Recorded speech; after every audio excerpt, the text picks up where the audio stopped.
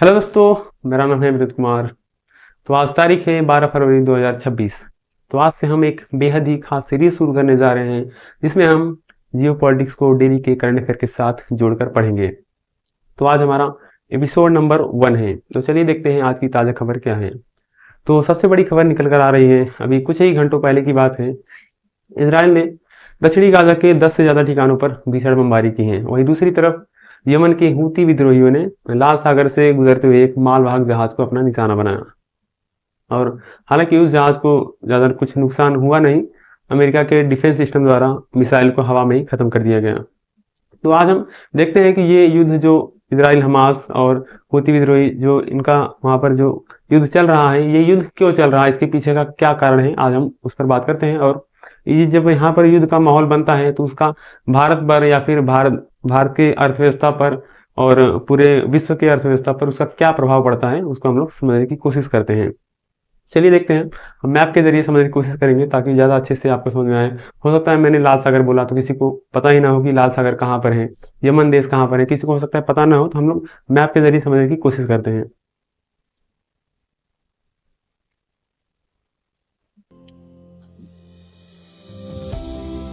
ये अफ्रीका हो जाता है,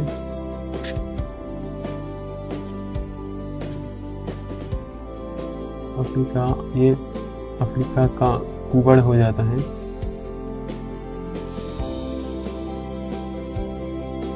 ये लाल सागर है, यहाँ पर यमन देश आ जाता है।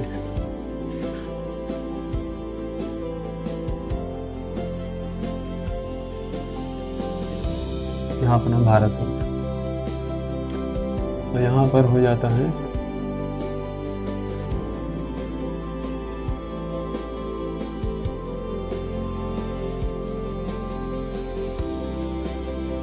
इधर इजराइल हो जाता है।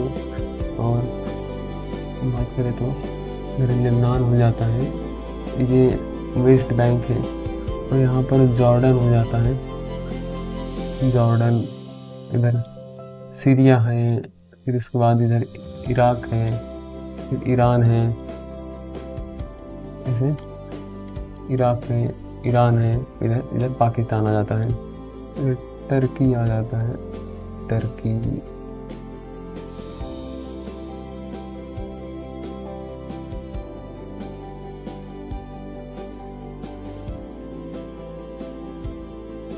ये हो जाता है दक्षिणी अमेरिका,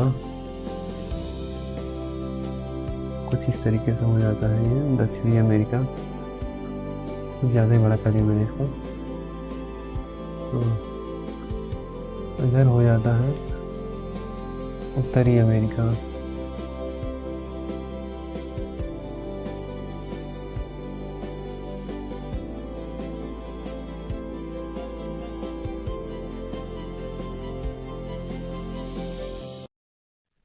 तो अब सवाल ये है कि हो सकता है आपके दिमाग में ये सवाल आए कि आखिर ये हूती विद्रोही जहाज़ों पर हमला कर क्यों रहे हैं, और हूती विद्रोही कौन है, कहाँ किस देश के रहने वाले हूती विद्रोही हैं, गाजा कहाँ पर है, इजराइल कहाँ पर है। पहले हम उसको मैप पर देख लेते हैं।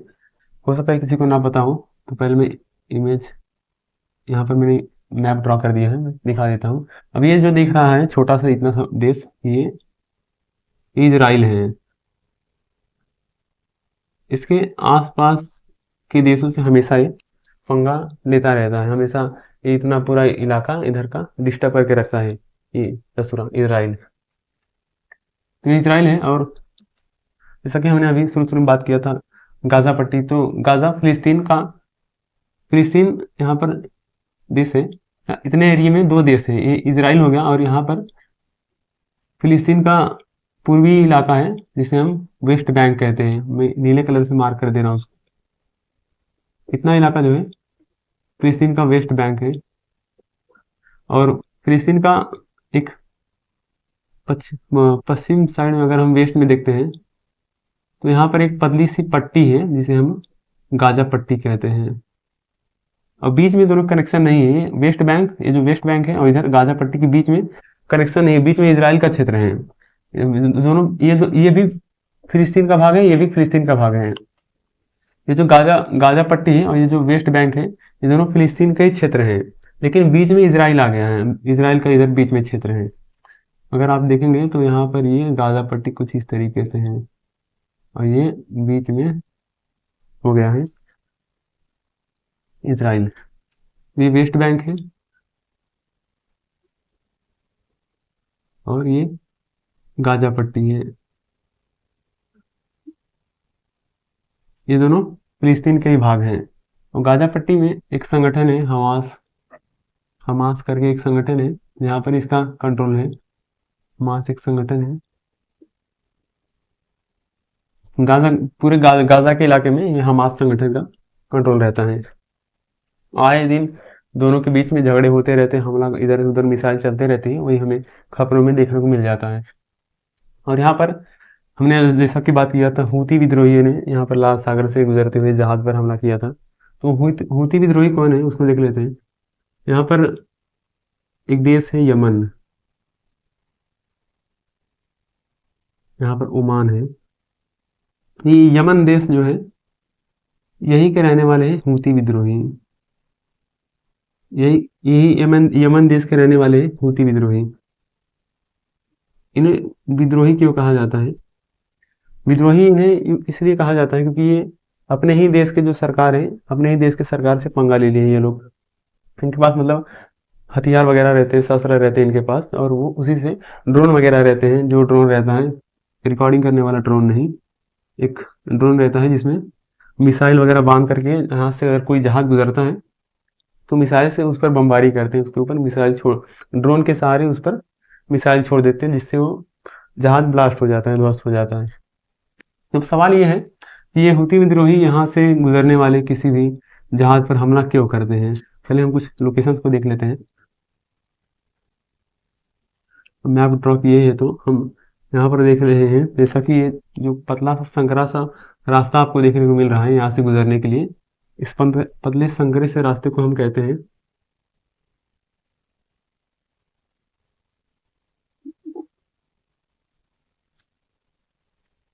इस रास्ते को हम कहते हैं बबल मंदाब की जल संधि कहते हैं इसको। ये है बबल मंदाब की जल संधि, बबल मंडाब जल संधि। ये जो संकरा सा रास्ता है यहाँ पर गुजरने के लिए, ये बबल मंडाब की जल संधि है। और जैसा कि हमने बात किया था लाल सागर, तो लाल सागर क्या है? ये जो इधर सऊदी अरब और इधर अफ्रीका है, तो यहाँ पर ये जो बीच का समुद्र है, इसी सागर को हम लोग लाल सागर कहते हैं। जो बीच का सागर है, इसी को हम लोग लाल सागर कहते हैं, लाल सागर।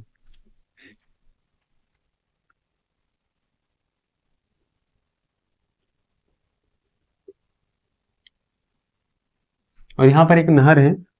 अब आप लोग कहेंगे यहाँ से तो निकलने का रास्ता ही नहीं, यहाँ पर कोई जाकर के वापस आएगा क्या? नहीं, यहाँ पर निकलने का एक रास्ता है।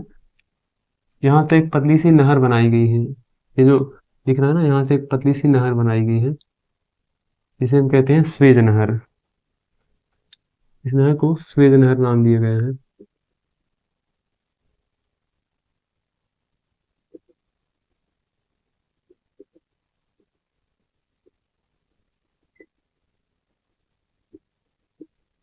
हम्म। यहाँ ये लाल सागर से इस तरफ ये भूमध्य सागर है। लाल सागर से भूमध्य सागर में निकलने के लिए यहाँ पर एक पतली सी नहर बनाई गई है, जिसे स्वेज नहर कहा जाता है, स्वेज नहर। ये स्वेज नहर क्या है? यही रास्ता है जो कि यहाँ से निकलने के लिए बनाया गया है। चलो आप लोग समझ लो, तो फिलहाल चल नहीं रहा है। ये रास्ता है जो कि यहाँ से निकलने के लिए बनाया गया है, स्वेज नहर। लाल सागर से भूमध्य सागर में, ये भूमध्य सागर है, भूमध्य सागर।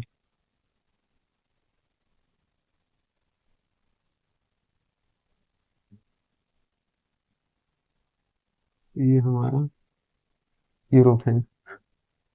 अब यहाँ से भी निकलने के लिए जो संकरा सा यहाँ पर पतली सी गली है, इसको कहते हैं जिब्राल्टर जल संधि।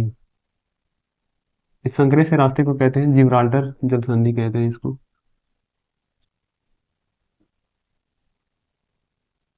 जिब्राल्टर जल संधि।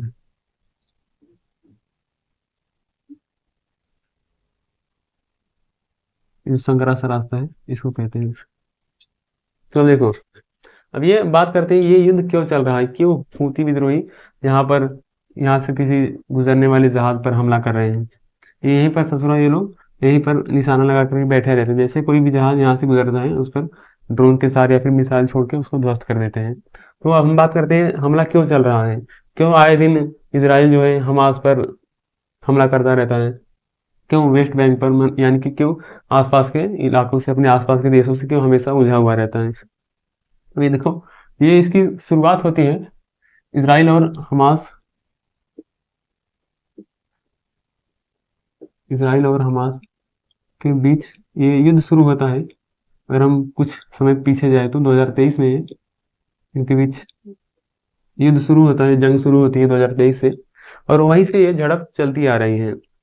आए दिन हमें अखबारों में देखने को मिल जाता है, इसराइल ने हमास पर हमला किया, हमास ने इतने मिसाइल छोड़ी, इसराइल ने इतनी मिसाइल छोड़ी। हालांकि हमास तुलना, उतना अगर हम तुलना करके देखें तो हमास मतलब कि गरीब देश है, उसके पास बहुत ज़्यादा हथियार वगैरह है नहीं, इसको उसकी इकोनॉमी अच्छी ठीक ठाक नहीं है। लेकिन इसराइल जो है, इसराइल ठीक ठाक देश है, उसकी इकोनॉमी भी अच्छी खासी है।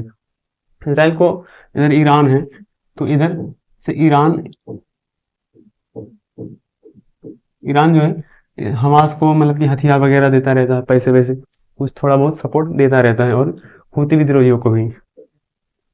अब ये झगड़ा शुरू होता है 2023 में इसराइल और हमास के बीच, वही झगड़ा चलता आ रहा है और इसी का हमें परिणाम देखने को मिल जाता है। अब सवाल यह है कि हमास और इसराइल के बीच में झगड़ा शुरू हुआ 2023 में, वो अब तक चलता आ रहा है, ठीक है, लेकिन हूती विद्रोही को क्या पड़ी है, अब ये तो यहाँ है, अब इनकी सीमा भी गाजा से नहीं लग रही है, गाजा पट्टी से, फिलिस्तीन से यमन की सीमा भी नहीं लग रही है। तो इतनी दूर होकर के ये उनका हमास का समर्थन क्यों कर रहे हैं हूती विद्रोही, हूती विद्रोही क्यों जहाजों को ध्वस्त कर रहे हैं। तो देखो, हूती विद्रोही और हमास आपस में ये सब समर्थक हैं, एक दूसरे के समर्थन करते हैं, और ईरान भी है समर्थन, हूती विद्रोही, ईरान और हमास ये सब एक दूसरे के समर्थक हैं।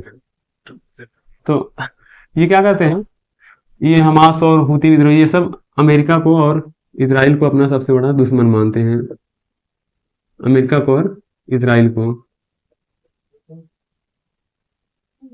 ये हूती हूती विद्रोही यानी कि यमन और ये हमास, ईरान, ये सब अमेरिका और इसराइल को अपना सबसे बड़ा दुश्मन मानते हैं।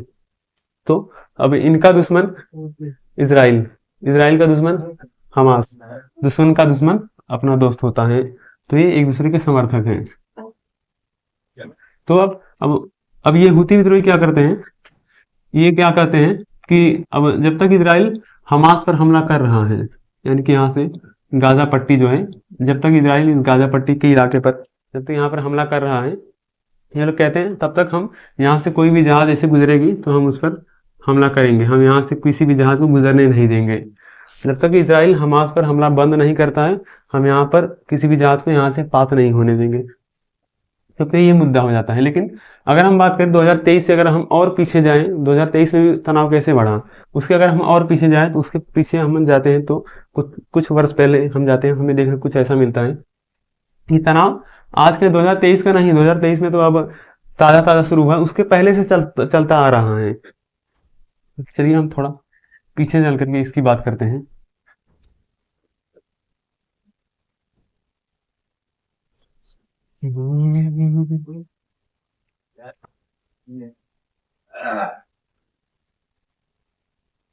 जब दूसरा वर्ल्ड वार चल रहा था, जब सेकेंड वर्ल्ड वार चल रहा था, सेकेंड वर्ल्ड वार के टाइम पर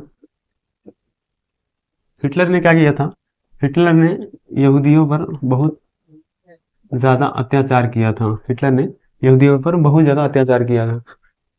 यहाँ पर अगर हम मैप में देखते हैं तो इधर पुर्तगाल है, इधर स्पेन है, इधर पुर्तगाल है, इधर स्पेन है, इधर इसके ऊपर फ्रांस हो जाता है, इधर जर्मनी, जर्मनी हो जाता है। तो हिटलर ने दूसरे विश्व युद्ध के दौरान यहूदियों पर बहुत ज़्यादा अत्याचार किया था। तो यहूदी लोग क्या किए, वो वहाँ से यूरोप से भाग भाग कर आने लगे यहाँ पर, अब फिलिस्तीन के एरिया में। पहले इसराइल नाम का कोई देश नहीं था, इसराइल बाद में बन गया है। यहाँ पर पहले फिलिस्तीन ही था, फिलिस्तीन ही था। इसराइल तो अब बन गया बाद में। तो सभी यहूदी क्या किए, वहां से भाग भाग कर आने लगे यहाँ पर फिलिस्तीन में। इन्होंने कहा यही हमारे पूर्वजों की जमीन है, यही हमारी असली जमीन है, हम यहीं पर रहेंगे। जब फिलिस्तीन में आए यहूदी लोग, तो यहाँ के जो अरब निवासी थे उन्होंने यहूदियों का विरोध किया कि तुम क्यों आए हो, हमारे हमारी तुम जमीन छीनना चाहते हो, ऐसा मतलब कि कह के अरब, यहाँ के जो अरब निवासी थे उन्होंने यहूदियों का विरोध किया।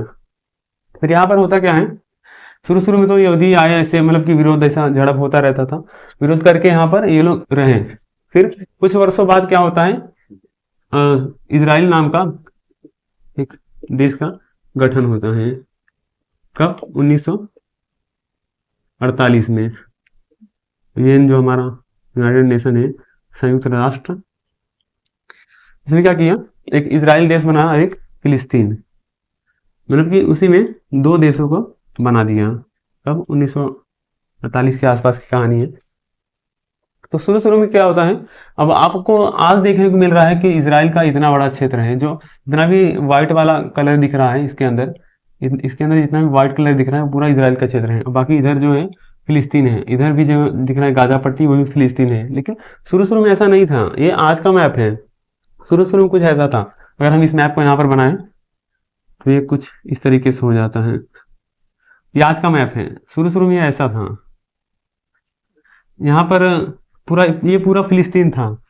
जो इसराइल था, जब शुरू शुरू में इसराइल बना तो इधर कुछ कुछ क्षेत्रों में इसराइल था, यानी कि उत्तर उत्तर में, फिलिस्तीन के उत्तर में कुछ कुछ क्षेत्रों में फिर इसराइल था। लेकिन इसराइल ने क्या किया, धीरे धीरे अपने क्षेत्र का विस्तार किया, अपने साम्राज्य का विस्तार करता गया, धीरे धीरे पूरा कब्जा करता गया।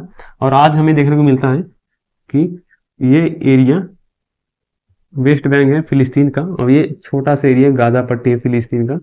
बाकी पूरा 70-80% ये पूरा इसराइल का हो गया है। तो कहानी कुछ इस तरीके से चलती है। फिर वो झगड़ा अब वहां से चलते चलते आ रहा है यहाँ तक, आज भी हमें देखने को मिल जाता है। और उसका ये तो हो गया कि झगड़ा क्यों चल रहा है, पीछे हमने क्या, जड़ क्या है इसकी, बैकग्राउंड क्या है, वो मैंने बता दिया। अब बात करते हैं इसका प्रभाव क्या पड़ता है। ये झगड़ा जो चल रहा है इसका हमारे पूरी दुनिया के व्यापार पर, हमारी इकोनॉमी पर क्या प्रभाव पड़ता है, उस पर बात करते हैं।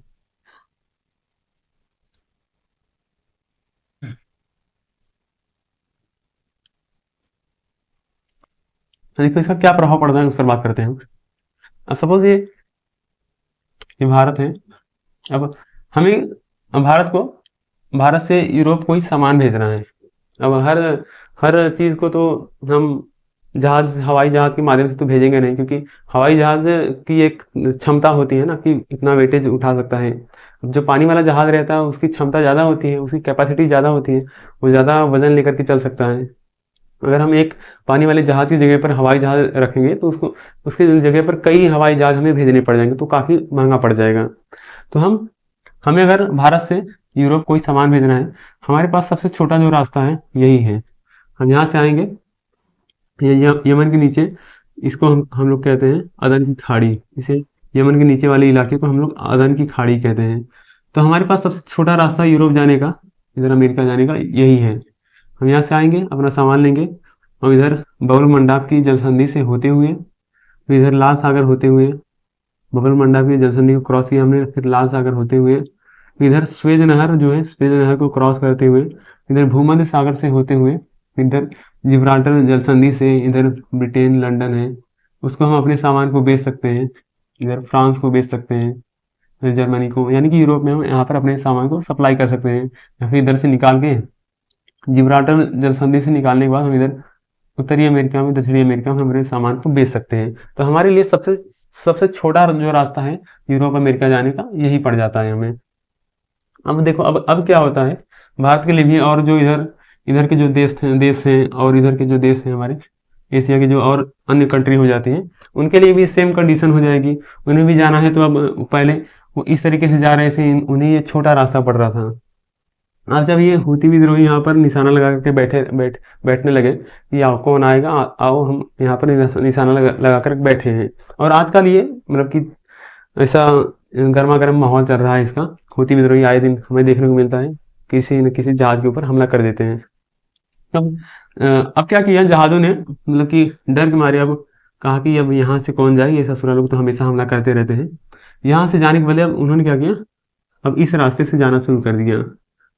तब इस रास्ते से जहाज जाना शुरू करेंगे, इधर साउथ ईस्ट का कोई भी देश जो है पानी वाले जहाज से अपने सामान को इधर से भेजेंगे, तो ये डबल पड़ जाता है। जहाँ यही रास्ता, यही छोटा सा रास्ता जो है यही 20 दिन लेता था, यही 20 दिन लेता था, वही यही जो लंबा रास्ता है यही 40 दिन लेता है। तो समय पहली बार दोगुना लग रहा है, समय दोगुना लग रहा है, दूरी डबल हो गई है। दूरी देख लो, यहाँ पर इतना छोटा सा रास्ता था, यहाँ से पूरा अफ्रीका घूम के जाना पड़ रहा है, तो दूरी भी डबल हो गई, समय डबल लग रहा है, तेल ज़्यादा लग रहा है, भाड़ा अलग से लग रहा है, तो अलग से खर्चा लग रहा है। इसके कारण क्या होगा, इसके कारण क्या होगा, अब सपोज आप एक व्यापारी हैं, आप व्यापारी हैं और आप 100 रुपये में कोई सामान लाते हैं, और आपका लाने में जो खर्चा हो जाता है, भाड़ा आपका हो जाता है 100 रुपये। तो 100 रुपये का आपने सामान लिया, आपका भाड़ा 100 रुपये था पहले, फिर आप उसको अब मार्केट में बेचते हो, आपका खर्चा 200 रुपये हो गया, आप उसको मार्केट में बेचते हो 300 रुपये का, क्योंकि आपको कुछ प्रॉफिट भी चाहिए। लेकिन अब हुआ कुछ ऐसा, अब आपने जो 100 रुपये का सामान था उसको लिया, और बीच का भाड़ा जो है बढ़ गया, बढ़ के 200 हो गया, फिर आपका खर्चा ही 300 हो गया, आप 300 में बेच देंगे, फिर कमाएंगे क्या, फिर आपको 400 में 500 में बेचना पड़ेगा। तो यही हाल यहाँ पर भी होता है। जब यहाँ से जहाजें आ जा रही थी तो सस्ता पड़ रहा था, कम समय लग रहा था। अब जब यहाँ से घूम के आएंगी जाएंगी तो दूरी डबल हो गई, समय डबल हो गई, खर्चा ज़्यादा लगेगा। जमाना तो जो भी सामान आएंगी उसकी कीमतों में प्रभावित, उनकी कीमत प्रभावित होगी, कीमत बढ़ेगी जरूर। तो इसके कारण क्या होता है, और जब भी यहाँ पर युद्ध का माहौल बनता है तो निवेशक क्या करते हैं, जो बड़े बड़े निवेशक होते हैं शेयर मार्केट से पैसा निकालते हैं और सोने चांदी में लगा देते हैं। तो इससे ऐसे करते करते सोने की कीमत बढ़ जाती है। और एक बात और, यहाँ से जब भी इधर युद्ध का माहौल होता है तो यहाँ से तेल, दुनिया में ये जो पूरा इलाका है ये तेल का सबसे बड़ा भंडार है, तेल का एक बड़ा भंडार। और भी जगह पर तेल उत्पादन होता है, लेकिन यहाँ पर ये एक बड़ा अड्डा है तेल का। तो यहाँ पर युद्ध का माहौल होगा तो जो तेल बनाने वाली कंपनियां हैं, जो तेल निकालने वाली कंपनियां हैं, तो वो कम तेल निकालेंगी, और जो बड़ी बड़ी कंपनियां हैं जो जिन्हें मतलब कि तेल की जरूरत पड़ती है, पेट्रोल डीजल की, वो ज़्यादा मात्रा में देखेंगे युद्ध जो बढ़ता जा रहा है, खरीद करके स्टॉक जमा करने की कोशिश करेंगे। तो इससे क्या होगा, बाजार में तेल की कमी हो जाएगी, तेल की कमी हो जाएगी तो उसकी कीमत बढ़ेगी, जिस चीज़ की कमी हो रही है उसकी कीमत बढ़ेगी, फिर बाजार में तेल की कमी हो जाएगी और तेल की कीमत फिर बढ़ने लगती है। तो इससे इसके कारण हमारे जो तेल पेट्रोल डीजल होता है उसकी कीमत बढ़ती है घटती है, जो सोने चांदी रहते हैं उसकी कीमत बढ़ती घटती है। यानी कि हजारों किलोमीटर दूर जो यमन और इजराइल हमास का जो जंग चल रहा है, जो युद्ध चल रहा है, उसका हमारी और आपकी जेब पर प्रभाव पड़ता है, हमारी और आपकी अर्थव्यवस्था पर प्रभाव पड़ता है कुछ इस तरीके से। तो ये जो रास्ता है इसको हटा देता हूँ, ज़्यादा कचरा लग रहा है, इसको क्लियर करता हूँ मैं।